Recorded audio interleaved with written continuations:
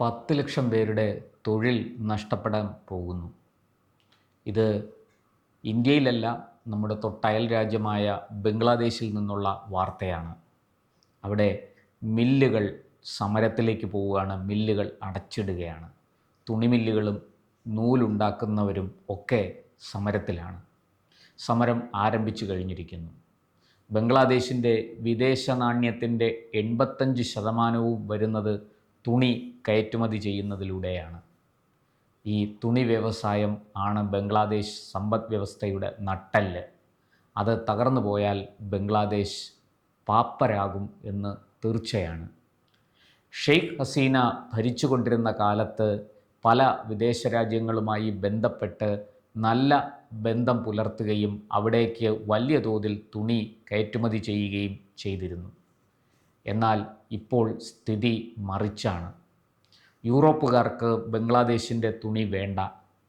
ഇന്ത്യയുമായിട്ട് വ്യാപാര കരാർ ഒപ്പിട്ടതോടുകൂടി യൂറോപ്പ് പൂർണ്ണമായിട്ടും ഇനി ഇന്ത്യയിൽ നിന്നായിരിക്കും തുണി ഇറക്കുമതി ചെയ്യുന്നത് എന്ന സൂചന പുറത്തു വന്നു കഴിഞ്ഞു.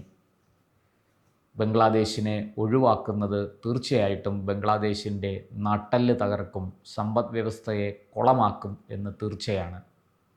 എന്തുകൊണ്ട് ഇത് സംഭവിച്ചു? കാര്യം വളരെ വ്യക്തമാണ്. ഇന്ത്യയിൽ നിന്നും ചൈനയിൽ നിന്നും നൂൽ ഇറക്കുമതി ചെയ്യുകയാണ് ബംഗ്ലാദേശ് ഇപ്പോൾ. ബംഗ്ലാദേശിൽ ഉൽപ്പാദിപ്പിക്കുന്ന നൂലിനേക്കാൾ ഗുണമേന്മയും വിലക്കുറവും ഇന്ത്യൻ നൂലുകൾക്കും ചൈനീസ് നൂലുകൾക്കും ഉണ്ട്. ഇതിനോട് മത്സരിക്കാൻ ബംഗ്ലാദേശിന് കഴിയുന്നില്ല, അല്ലെങ്കിൽ ബംഗ്ലാദേശിലെ നൂൽ ഉൽപ്പാദിപ്പിക്കുന്ന ഫാക്ടറികൾക്ക് കഴിയുന്നില്ല. അവിടെയാണ് വെല്ലുവിളി. സാങ്കേതികമായ വളർച്ച ബംഗ്ലാദേശ് ഇക്കാര്യത്തിൽ കൈവരിച്ചിട്ടില്ല.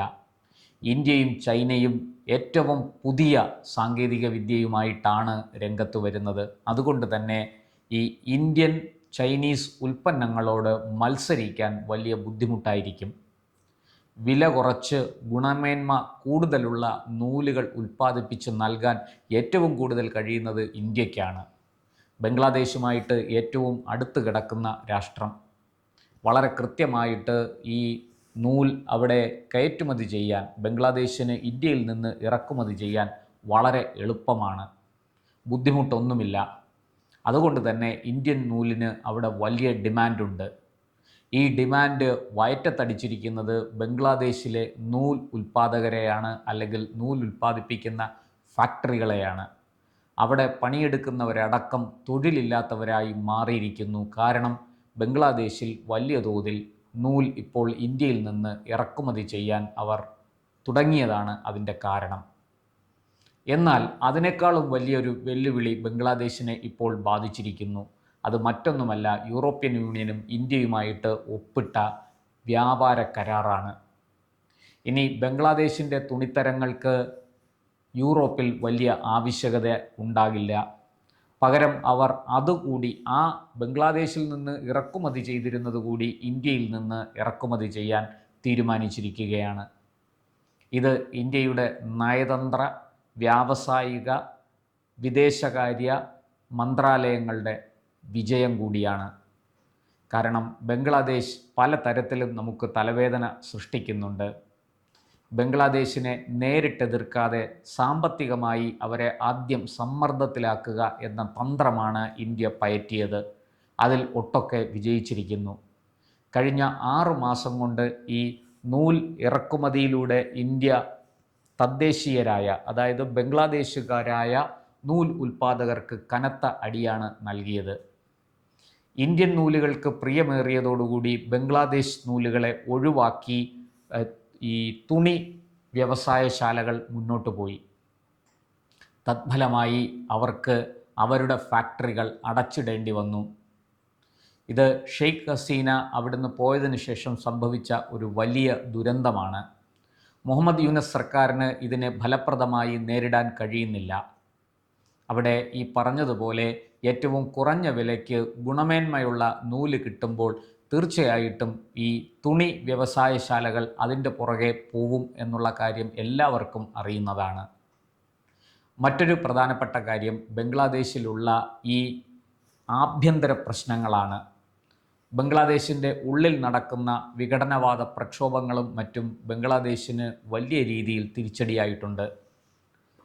അങ്ങനെയുള്ള ഒരു സ്ഥലത്ത് നിന്ന് തങ്ങൾ വ്യാപാരം നടത്താൻ ആഗ്രഹിക്കുന്നില്ല എന്നാണ് യൂറോപ്യൻ യൂണിയനിലെ പല രാജ്യങ്ങളും പറയുന്നത്. എന്തായാലും ഈ യൂറോപ്യൻ യൂണിയൻ അടക്കമുള്ള രാജ്യങ്ങൾ ബംഗ്ലാദേശിൽ നിന്ന് തുണി ഇറക്കുമതി ചെയ്യുന്നതിന് ഒരു നിരോധനം അല്ലെങ്കിൽ ഒരു തടസ്സം ഏർപ്പെടുത്തിയിരിക്കുകയാണ്. അത് ബംഗ്ലാദേശിനെ സംബന്ധിച്ചിടത്തോളം വലിയ കനത്ത തിരിച്ചടിയായി മാറിയിരിക്കുന്നു. വിദേശ നാണ്യം വരാതെ അവർക്ക് മുന്നോട്ട് പോകാൻ കഴിയില്ല. വലിയ നിക്ഷേപങ്ങൾ പ്രതീക്ഷിച്ചല്ല ബംഗ്ലാദേശ് മുന്നോട്ട് പോകുന്നത്. ഒരു ചെറിയ രാജ്യം ഈ ചെറിയ വ്യവസായങ്ങളിലൂടെയും കൃഷിയിലൂടെയും മറ്റും മുന്നോട്ട് പോകാനാണ് ബംഗ്ലാദേശ്. അങ്ങനെ മുന്നോട്ട് പോകാനേ ബംഗ്ലാദേശിന് കഴിയൂ. അതാണ് അവർ ലക്ഷ്യമിടുന്നതും. എന്നാൽ ഈ പറഞ്ഞതുപോലെ തുണി വ്യവസായത്തിൽ, നൂൽ വ്യവസായത്തിൽ ഒക്കെ ലഭിച്ച തിരിച്ചടി അവരെ വലിയ രീതിയിൽ ബാധിച്ചിട്ടുണ്ട്. എന്തായാലും ഹസീന സർക്കാർ താഴെ ഇറങ്ങിയതിന് ശേഷം അവിടെ അടിക്കടി പരാജയമാണ് എല്ലാ മേഖലകളിലും സംഭവിച്ചു കൊണ്ടിരിക്കുന്നത്. ഒപ്പം ഇന്ത്യയുമായിട്ട് നിരന്തരം കൊമ്പുകോർക്കുന്ന മുഹമ്മദ് യൂനസിന്, ആ സർക്കാരിന് ബംഗ്ലാദേശിൻ്റെ സാമ്പത്തിക നില ഭദ്രമാക്കാൻ ഒന്നും തന്നെ ചെയ്യാൻ കഴിയുന്നില്ല. ഗ്രാമീൺ ബാങ്കുകൾ തുടങ്ങി സ്ത്രീകൾക്ക് വായ്പകൾ കൊടുക്കുന്ന പദ്ധതി ആവിഷ്കരിച്ചതിനാണ് മുഹമ്മദ് യൂനസിന് നൊബേൽ സമ്മാനം കൊടുത്ത് അമേരിക്ക ആദരിച്ചത്. പക്ഷേ അതൊക്കെ വെറും വെള്ളത്തിൽ വരച്ച വരയായിരുന്നു എന്നിപ്പോൾ വ്യക്തമാകുന്നു. ബംഗ്ലാദേശിൻ്റെ സാമ്പത്തിക പ്രതിസന്ധി ഫലപ്രദമായി കൈകാര്യം ചെയ്യാൻ മുഹമ്മദ് യൂനസിനോ അദ്ദേഹത്തിൻ്റെ സർക്കാരിനോ കഴിയുന്നില്ല. ഒപ്പം കൂനിന്മേൽ കുരു എന്നതുപോലെ ഈ ഉള്ളിൽ നടക്കുന്ന ആഭ്യന്തര സംഘർഷങ്ങൾ അത് ബംഗ്ലാദേശിന് വലിയ ചീത്തപ്പേര് സമ്പാദിച്ചു കൊടുത്തിരിക്കുകയാണ്. അതുമൂലം ഈ ആഭ്യന്തര സംഘർഷങ്ങൾ നിരന്തരം നടക്കുന്നത് കൊണ്ട് തന്നെ തൊഴിൽ ദിനങ്ങൾ വല്ലാണ്ട് വെട്ടിക്കുറയ്ക്കപ്പെടുന്നുണ്ട്. ഇതും ഉൽപ്പാദനത്തെ ബാധിക്കുന്നു. സമയത്തിന് കയറ്റുമതി ചെയ്യാതെ ഇരുന്നാൽ അത് വലിയ തിരിച്ചടിയാകുമെന്ന് എല്ലാവർക്കും അറിവുള്ളതാണ്. അത് ബംഗ്ലാദേശിനും സംഭവിച്ചു. പറഞ്ഞ സമയത്തിന് മെറ്റീരിയൽ കൊടുക്കാൻ കഴിയുന്നില്ല, തുണി കയറ്റുമതി ചെയ്യാൻ കഴിയുന്നില്ല.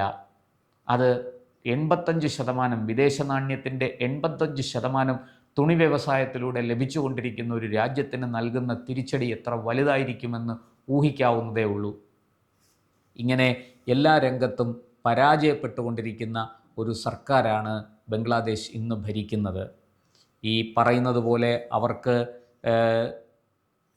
മില്ലുകളുടെ ഉടമസ്ഥർ, അതായത് നൂൽ ഉൽപ്പാദിപ്പിക്കുന്ന മില്ലുകളുടെ ഉടമസ്ഥർ അടക്കം സമരം പ്രഖ്യാപിച്ചിട്ടും മില്ലുകൾ അടച്ചിടുമെന്ന് വളരെ മുൻകൂട്ടി അവർക്ക് മുന്നറിയിപ്പ് നൽകിയിട്ടും ഇതൊന്നും നേരിടാൻ വേണ്ടുന്ന ഈ വെല്ലുവിളികളെ അതിജീവിക്കാൻ കഴിയുന്ന നടപടികളൊന്നും തന്നെ യൂനസ് സർക്കാർ സ്വീകരിച്ചില്ല.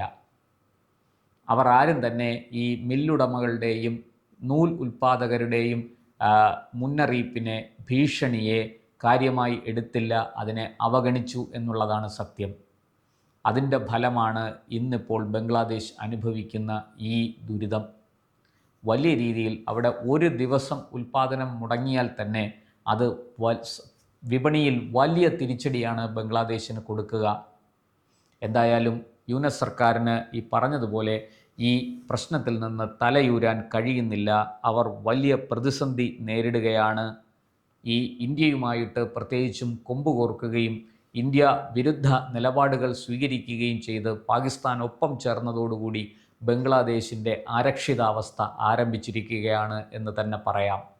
ഇനി ആര് ബംഗ്ലാദേശിനെ രക്ഷിക്കും എന്ന ചോദ്യമാണ് ഇപ്പോൾ ഉയരുന്നത്. ആഭ്യന്തര സംഘർഷം വലിയ കലാപത്തിലേക്ക് ചെന്നെത്തുമോ എന്ന് പോലും സംശയിക്കുന്നവർ ഉണ്ട്. കൂടുതൽ വാർത്തകളും വിശേഷങ്ങളും നേരിട്ട് ലഭിക്കാൻ ജനങ്ങളിൽ നിന്ന് ജനങ്ങളിലേക്ക് ജനഭൂമി ന്യൂസ് സബ്സ്ക്രൈബ് ചെയ്യൂ. ബെൽ ബട്ടൺ അമർത്താനും മറക്കരുത്.